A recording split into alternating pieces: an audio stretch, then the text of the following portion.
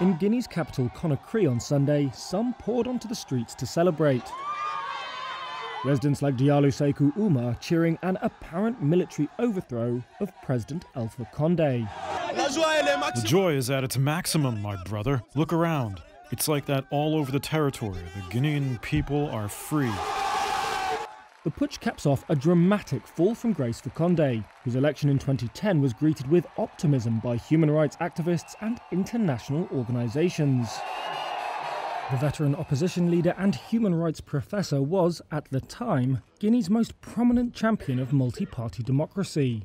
But critics say he failed to live up to his promises of delivering democratic restoration and ethnic reconciliation.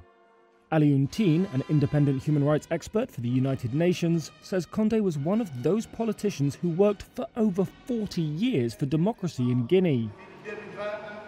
And once in power, quote, he totally destroyed it. Conde's government won early international praise for starting reforms of the army and the mining sector, seeking to prosecute soldiers who committed rights violations, and winning billions in debt relief. But he later drew criticism for responding to opposition protests and labour strikes with a security forces crackdown. He's previously denied accusations of human rights abuses.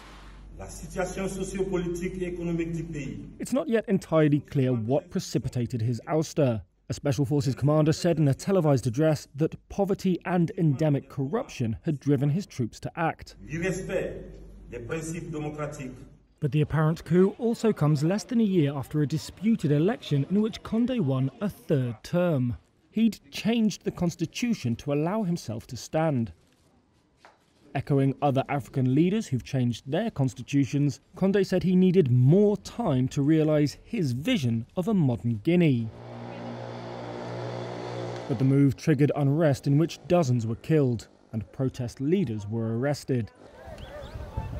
For many, Conde was risking chaos in the West African bauxite and iron ore producer, and his third term was the final nail in the coffin of his claims to be Guinea's Mandela.